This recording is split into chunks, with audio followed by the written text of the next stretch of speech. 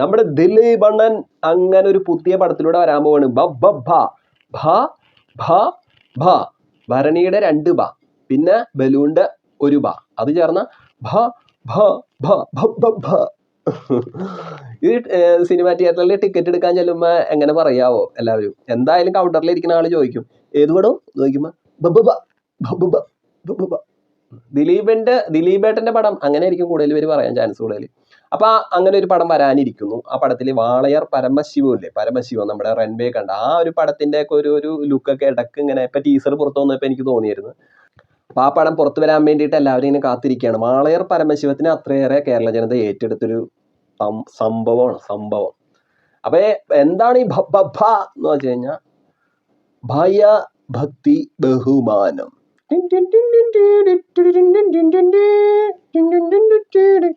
അപ്പൊ പുറത്തു വരട്ടെ, പടം അടിപൊളിയാവട്ടെ.